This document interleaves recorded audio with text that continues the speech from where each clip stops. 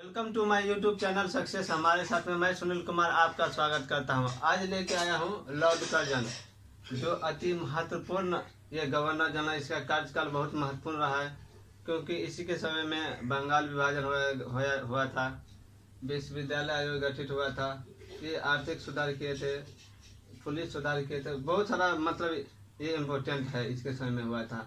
तो इससे संबंधित जो इम्पोर्टेंट पॉइंट है जो एग्जामों में पूछे जाते हैं ऑल ओवर एग्जाम में, वो लेके आए हैं। तो चलिए देखते हैं आज लॉर्ड कर्जन का कार्यकाल 1899 से 1905 तक रहा था। इसका कार्यकाल 1899 से 1905 तक रहा था। कृषि कार्यों की देख रेख के लिए 1901 में कृषि इंस्पेक्टर जनरल की नियुक्ति की। जो मतलब किसान लोग कृषि करते थे वो उसके इंस्पेक्शन के लिए, देख रेख के लिए एक पुलिस जनरल नियुक्ति, इंस्पेक्टर जनरल की नियुक्ति की गई। अब वहाँ पे कोई भी समस्या हो, जैसे सिंचाई समस्या हो वो सरकार तक पहुँचाएगा, टैक्स से समस्या हो, कोई भी समस्या प्रॉब्लम जो कृषि से संबंधित प्रॉब्लम वो देख रेख कर सकते हैं। उत्तर पश्चिम सीमा नामक एक प्रांत का गठन किया। उत्तर पश्चिमी सीमा नामक एक प्रांत का गठन किया। पुलिस व्यवस्था में सुधार के लिए 1902 ईस्वी में एंड्रू फ्रेजर की अध्यक्षता में एक पुलिस आयोग नियुक्त किया गया। पुलिस आयुक्त एंड्रू फ्रेजर, किसकी अध्यक्षता में? एंड्रू फ्रेजर की अध्यक्षता में एक पुलिस आयोग नियुक्त किया गया था। कितना में? तो 1902 में।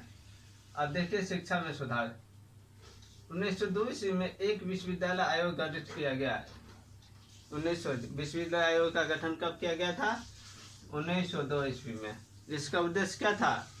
भारत में विश्वविद्यालय की अवस्था का जांच करे और उसकी कार्य क्षमता, उसके सुधार के लिए सुझाव दिया। अब भारत में जो विश्वविद्यालय है, पढ़ाई लिखाई हो रहा है, एक तो जनसंख्या बढ़ रही थी, विद्यार्थियों की संख्या बढ़ रही थी, तो उसका क्षमता भी बढ़ाना है, उसकी क्वालिटी भी को भी बढ़ाना है, कार्य क्षमता मतलब उसके सुधार के लिए सुझाव देना है कि क्या इसमें सही किया जाए, क्या इसमें बढ़ाया जाए, कैसे पढ़ाया जाए, किस तरह से, किस टेक्निक से तैयार किया जाए। तो इसके सुधार के लिए, सुझाव के लिए विश्वविद्यालय आयोग का गठन किया।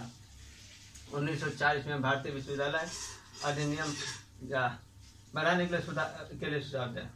सुरेंद्र नाथ बनर्जी ने विश्वविद्यालय आयोग पर टिप्पणी करते हुए कहा, यह आयोग ने भारत को एक छोर से दूसरे छोर तक हलचल मचाकर रख दिया है। ये किसका स्टेटमेंट है? सुरेंद्र नाथ बनर्जी का। विश्वविद्यालय आयोग की सिफारिशों के आधार पर 1904 ईस्वी में भारतीय विश्वविद्यालय अधिनियम पारित किया गया। अब देखिए विश्वविद्यालय आयोग, अब विश्वविद्यालय अधिनियम, विश्वविद्यालय आयोग कब था? तो 1902 में, और विश्वविद्यालय अधिनियम 1904 में। 1904 में भारतीय विश्वविद्यालय अधिनियम पारित किया। ये दोनों क्वेश्चन आ सकता है। इस अधिनियम द्वारा विश्वविद्यालयों पर सरकारी नियंत्रण बढ़ गया और विश्वविद्यालयों की सीनेट में सरकार द्वारा मनोनीत सदस्यों की संख्या बढ़ गई।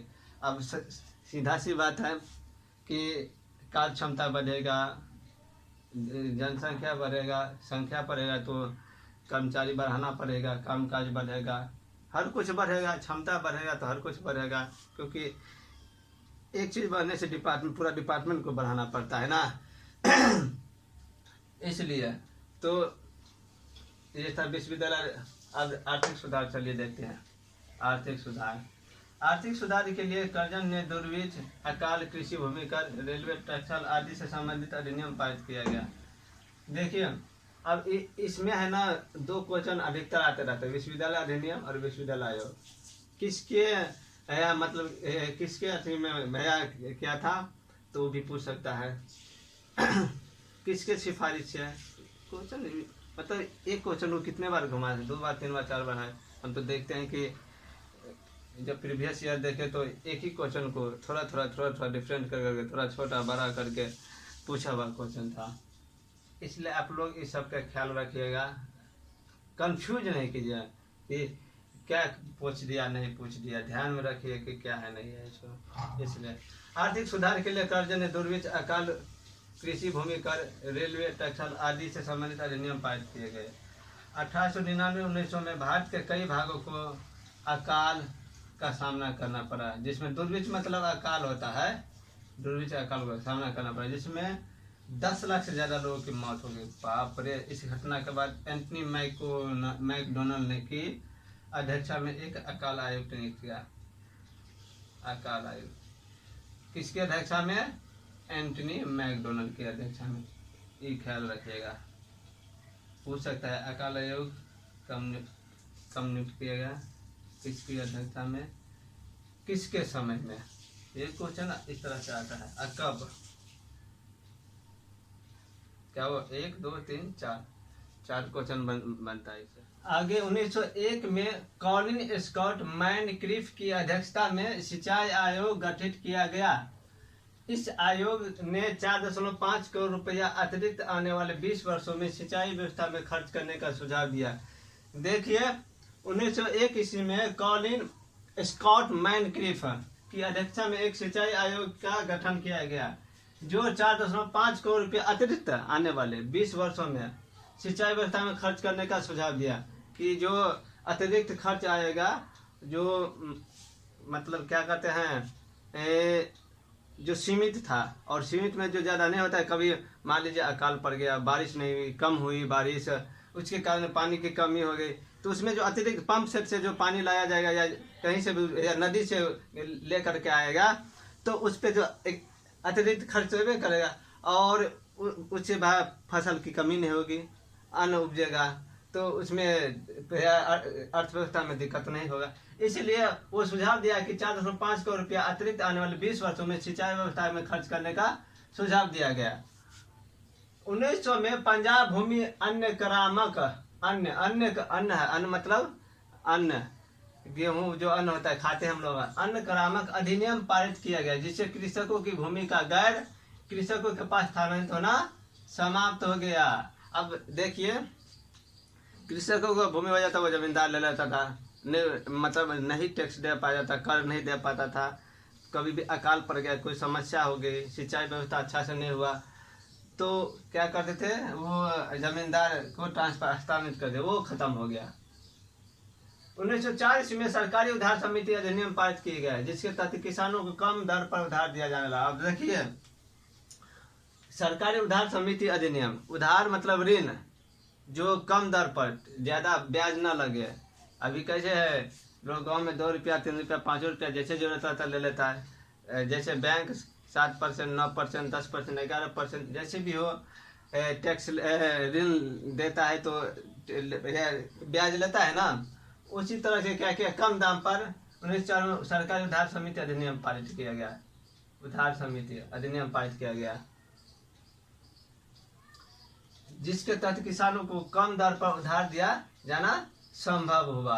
अब देखिए, उसको क्या कहते हैं, जैसे मान लीजिए कृषि में, मतलब कृषि में अन्न कम उपजा, पैसा कम आया, तो फिर अगली बार जो बोएगा धान या गेहूं, अन्न बोएगा, तो उसके लिए पैसा की जरूरत पड़ेगा, और उसके पास रहेगा नहीं, तो इसके लिए क्या किया, ऋण उपलब्ध करना शुरू कर दिया, कि उसको ऋण ले करके फिर क्या करेगा, उपजा करके फिर उसको बेच करके चुकता कर देगा। तो यही संभव हो गया, ये सबसे बहुत अच्छी बात हुई। एक महानिरीक्षक के अधीन एक साम्राज्यीय कृषि विभाग स्थापित किया गया, ताकि भारतीय कृषि, पशुधन और कृषि विकास में वैज्ञानिक तरीकों से प्रयोग को बढ़ावा दिया जा सके। अब देखिए कितना अच्छा ये काम किया। महानिरीक्षक के अधीन एक साम्राज्यीय कृषि विभाग की स्थापना की गई, उसकी देख रेख के लिए, कि मान लीजिए कहीं या किसान को मालूम नहीं है कि कब खाद किया जाए, कब खाद दिया जाए, या जैविक खाद दिया जाए या प्राकृतिक खाद दिया जाए, जो भी हो, वो मतलब गदोस वाला होता है ना, गदोस वाला खाद, वो सबसे ज़्यादा इम्पोर्टेंट है। वो कम मृदा को कम क्या कहते हैं, ह्रास पहुंचाता है, क्षति पहुंचाता है उसको कम। ये खाद जो है ना, जैविक खाद, वो बहुत ज़्यादा मृदा को बंजर बना देता है, बहुत प्रभाव करता है। तो वैज्ञानिक तरीका से कृषि करना शुरू किया। जब ये वैज्ञानिक तरीका से कृषि करना चालू करेगा, सुझाव देगा, तो स्वाभाविक सी बात है, अन्न ज़्यादा उपजेगा। ये बहुत अच्छा किया जा सके। 1899 में भारतीय टंकन पत्र मुद्रा अधिनियम पारित किया गया और भारत में पाउंड का मूल्य निश्चित हुआ। अब देखिए भारतीय टंकन तथा मुद्रा अधिनियम पारित किया गया। पहले होता था कि जो जिस प्रकार से होता वैसे था, नहीं देता था, ले लेता सामान, अंग्रेज सब ले करके जबरदस्ती भी करता था, नहीं बिकता था, कम दाम पर ले लेता, ऊंचे दाम पर बेच लेता था। तो उसको निश्चित कर दिया कि आपका जो टंका है ना वो निश्चित हो गया, मूल्य इसका मूल्य इतना देगा। तो ये अच्छा काम किया। कर्जन ने रेलवे के विकास के लिए विशेष कदम उठाया। सबसे अधिक रेलवे लाइन इन्हीं के शासनकाल में बिछाया गया था। सबसे ज़्यादा रेलवे लाइन इसके काल में बनाया गया था, सबसे ज़्यादा बिछाया गया था इसी के शासनकाल में रेलवे लाइन। ये बहुत अच्छा कदम था जिससे एक जगह से दूसरे जाने में और सुविधा हो, व्यापार करने में। 1899 में कलकत्ता अधिनियम पारित किया गया। इसके अनुसार निगम द्वारा चुने गए सदस्यों की संख्या कम कर दी गई।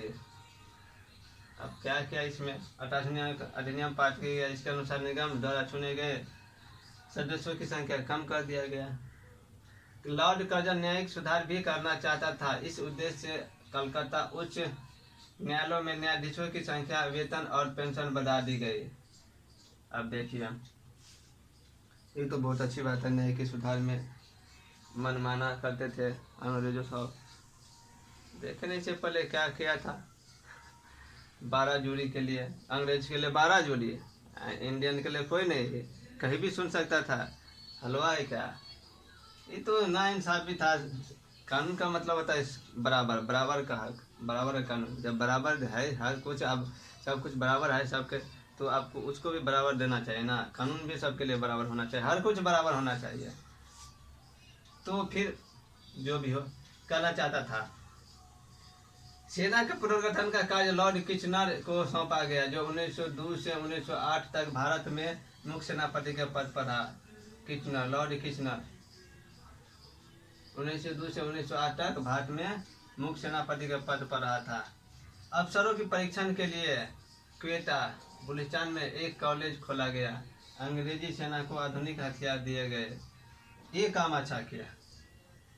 परीक्षण करना जरूरी है, क्योंकि अब बताइए कोई भी भ्रष्ट रहेगा तो क्या करेगा, घूसे लेकर काम करेगा भाई। जो पैसा वाला रहेगा उसके काम करेगा, जो पैसा वाला नहीं रहेगा ना करेगा, भ्रष्ट हो जाएगा पूरा।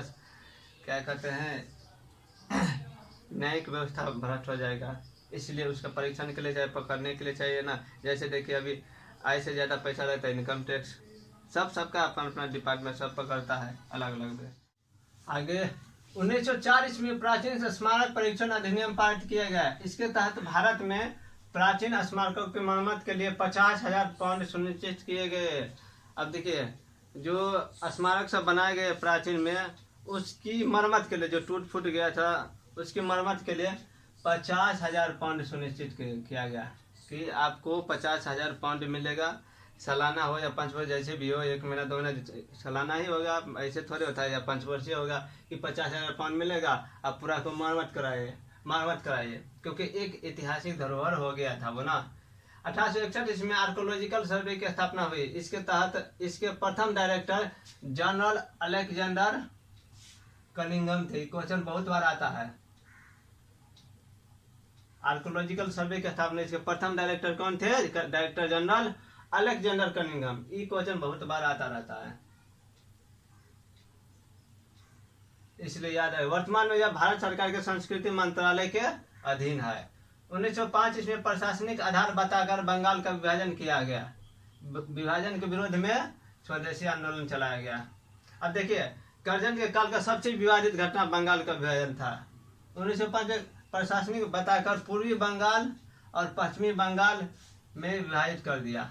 अब बताइए, इसके बाद बंगाल विभाजन के विरोध में स्वदेशी आंदोलन चला गया, पूरे भारत में चलाया गया।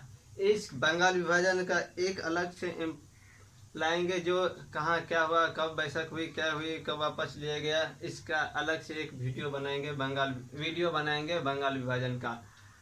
तो आप लोग को यदि ये वीडियो अच्छा लगा तो लाइक, कमेंट और शेयर कीजिए और सब्सक्राइब भी कीजिए, जिससे आपको अगले वीडियो के लिए नोटिफिकेशन मिल जाए जब भी हम अपलोड करें तो लेक्चर। तब तक के लिए बहुत बहुत धन्यवाद। जय हिंद।